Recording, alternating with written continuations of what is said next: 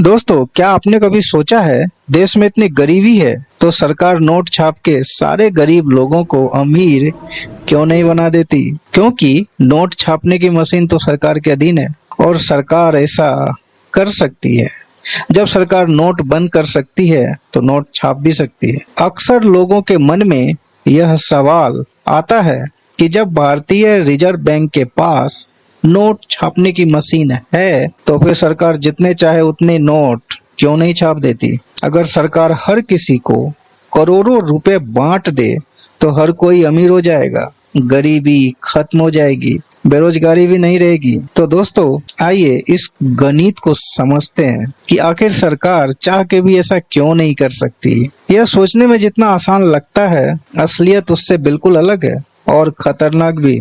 असल में नोट छापना जितना आसान दिखता है, उससे जुड़ी आर्थिक काम उतनी ही मुश्किल है। कई देशों ने यह गलती की है और परिणाम बहुत ही खतरनाक रहे हैं। अर्थव्यवस्था बर्बाद हो गई, नोट का मूल्य मिट्टी जैसा हो गया और लोग खाने तक को कर्जदार हो गए। आगे विस्तार से बताएंगे आखिर क्यों। ऐसे में चलिए आज हम आपको बताते हैं कि अगर भारत में ही नोट छपते हैं तो सरकार ज्यादा नोट छपकर अमीर क्यों नहीं हो जाती। साथ ही ये करेंसी सिस्टम कैसे काम करता है। सरकार के पास नोट छापने की ताकत जरूर होती है, लेकिन इसका मतलब यह नहीं कि वो जितनी मर्जी हो उतनी करेंसी छाप सकती है। पैसे छापना एक कागज पर स्याही लगाने का काम नहीं है। इसके पीछे एक पूरी आर्थिक सोच और सिस्टम काम करता है। अगर सरकार हर गरीब को 1 करोड़ रुपए दे दे तो इससे देश की चीजों की कीमतें बेकाबू हो जाएगी। इसका कारण है पैसे बढ़ेंगे, बाजार में दुकान में सामान की उपलब्धता सीमित होगी, चीजें नहीं बढ़ेंगी, बिल्कुल उसे खरीदने वाले लोग अधिक हो जाएंगे, बेचने वाले का सामान तो सीमित है। तो फिर क्या होगा? कहने का मतलब है कि पैसे बढ़ेंगे लेकिन बाजार में दुकानों में सामान की उपलब्धता सीमित होगी, चीजें नहीं बढ़ेंगी, सामान नहीं बढ़ेंगे, साधने नहीं बढ़ेंगे, सेवाएं नहीं बढ़ेंगी, बल्कि उसे खरीदने वाले लोग अधिक हो जाएंगे। बेचने वाले का सामान तो सीमित है, तो फिर क्या होगा? सामान की ब्लैक मार्केटिंग होगी। खरीदना सभी चाहेंगे क्योंकि सभी लोग अमीर बन गए हैं, मतलब पैसे की वैल्यू गिर जाएगी और सामान की वैल्यू बढ़ जाएगी। ठीक वैसे ही जैसे वर्तमान में पैसे की वैल्यू है क्योंकि पैसे सभी को चाहिए मगर सभी के पास पैसे नहीं है। दूसरे शब्दों में अगर मैं बोलूं तो सामान तो सभी खरीदना चाहते हैं पर सभी के पास पैसे नहीं है, केवल कुछ को छोड़ के। और यदि सिस्टम के हिसाब से बात करूं, यानी गवर्नमेंट के हिसाब से बात करूं, तो पैसा सिर्फ एक कागज का टुकड़ा है, लेकिन उसकी वैल्यू इसीलिए है क्योंकि सरकार उस पैसे की गारंटी देती है। वह देश की अर्थव्यवस्था में संतुलन बनाए रखता है। अगर सरकार जरूरत से ज्यादा पैसे छाप दे तो वह संतुलन बिगड़ सकता है। इतिहास गवाह है, जब देशों ने जरूरत से ज्यादा नोट छापे तो वहां की अर्थव्यवस्था बर्बाद हो गई। उदाहरण के तौर पर जिम्बाब्वे और वेनेजुएला बहुत ही सटीक उदाहरण है। तो सबसे पहले जिम्बाब्वे के बारे में समझते हैं कि वहां नोट छापने के बाद क्या स्थिति हुई। जिम्बाब्वे की सरकार ने घाटे को पूरा करने और जनता को खुश करने के लिए लगातार नोट छापे। कुछ समय बाद हालत ये हो गई कि 100 ट्रिलियन जिम्बाब्वे डॉलर का नोट छापा गया, लेकिन उससे एक ब्रेड भी नहीं खरीदी जा सकती थी। महंगाई इतनी बढ़ गई कि लोगों के पास नोटों को ढेर तो थे लेकिन उनका कोई मूल्य नहीं बचा। कहने का मतलब है दोस्तों, पैसे तो सभी के पास थे मगर सामान उपलब्ध नहीं थे। ब्लैक मार्केटिंग हुई मगर ब्रेड नहीं मिले। आखिर जिम्बाब्वे की पूरी अर्थव्यवस्था ध्वस्त हो गई। और वहाँ विदेशी करेंसी यानी डॉलर का इस्तेमाल करना पड़ा। कभी डॉलर के बारे में भी आपको विस्तार से बताऊंगा। आखिर डॉलर किसी एक देश की करेंसी यानी अमेरिका की करेंसी ना होकर पूरी विश्व की करेंसी कैसे है? क्यों हमारे देश का रुपया पूरी दुनिया में नहीं चलता मगर डॉलर पूरी दुनिया में चलता है? कभी विस्तार से बात करेंगे। अब वेनेजुएला की बात करते हैं कि वहां की सरकार जब पैसे छापे तो फिर क्या हुआ।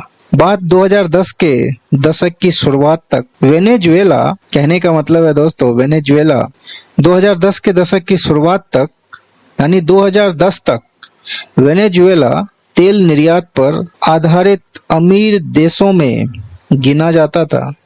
देश की 90% से अधिक कमाई तेल पर निर्भर थी, लेकिन 2014 के बाद जब कच्चे तेल की कीमतें अंतर्राष्ट्रीय बाजार में लगातार गिरने लगी तो वेनेजुएला की अर्थव्यवस्था पर सीधा असर पड़ने लगा। सरकार के पास खर्च चलाने और सामाजिक योजनाओं को पूरा करने के लिए पैसे नहीं बचे थे। इस स्थिति से निपटने के लिए सरकार ने बड़े पैमाने पर नोट छापने का सहारा लिया। शुरू में तो वहां के सरकार को लगा कि इससे आर्थिक संकट हल हो जाएगा, लेकिन धीरे धीरे बाजार में पैसे की आपूर्ति इतनी बढ़ गई कि वस्तुओं और सेवाओं की तुलना में मुद्रा की मात्रा कई गुना ज्यादा हो गई। देश में नोटों की बाढ़ से हाइपर इन्फ्लेशन की स्थिति पैदा हो गई, यानी देश में नोटों की बाढ़ ने हाइपर इन्फ्लेशन पैदा किया। 2018 तक तो स्थिति इतनी बिगड़ गई कि वेनेजुएला में महंगाई दर 10 लाख प्रतिशत से भी ऊपर चली गई। 10 लाख प्रतिशत महंगाई दर। स्थिति संभालने के लिए सरकार को बार बार करेंसी का डीमोनेटाइजेशन करना पड़ा, क्योंकि देश में करोड़ों लोगों के भूखे मरने की नौबत आ गई थी। यानी पैसे तो सभी के पास थे मगर खाने की चीजें बची नहीं थी। दैनिक जरूरतों की चीजें उपलब्ध तो थी मगर जितने उपलब्ध थे उतने पैसे नहीं थे। अब दोस्तों हम समझते हैं कैसे काम करता है करेंसी सिस्टम, यानी किसी देश की जो करेंसी होती है आखिर किस तरीके से काम करती है।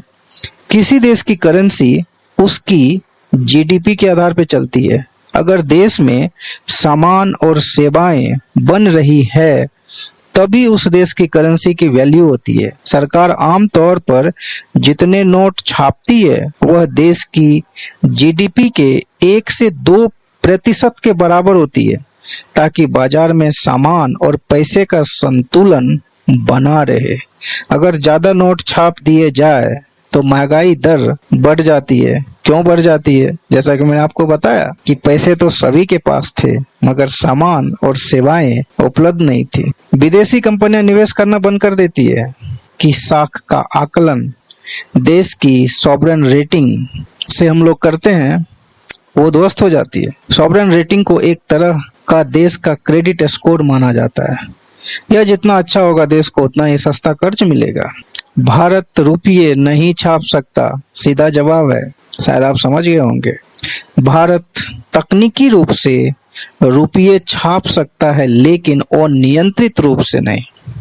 और रुपये छापने के कुछ रूल्स एंड रेगुलेशंस हैं जो आरबीआई को भी फॉलो करना पड़ता है, जैसे कि मिनिमम रिजर्व सिस्टम यानी न्यूनतम रिजर्व प्रणाली। आरबीआई को 200 करोड़ का न्यूनतम रिजर्व रखना होता है, जिसमें 115 करोड़ सोना, 85 करोड़ विदेशी मुद्रा। नोट जारी करने से पहले यानी नोट छापने से पहले आरबीआई देश की विकास दर, जिसे जीडीपी ग्रोथ बोलते हैं, महंगाई दर यानी इन्फ्लेशन रेट, बाजार में नकदी की आवश्यकता, विदेशी मुद्रा भंडार, राजकोषीय घाटा, इन सभी फैक्टरों के अनुसार आरबीआई तय करता है कितने रुपए छापने हैं। और दोस्तों जाते जाते मैं आपको एक चीज बताना चाहता हूँ कि 1 रुपए के नोट और सिक्के केवल वित्त मंत्रालय छाप सकती है, बाकी सभी 2, 5, 10, 20, 50, 100, 200, 500 और 2000 के नोट केवल आरबीआई छाप सकती है।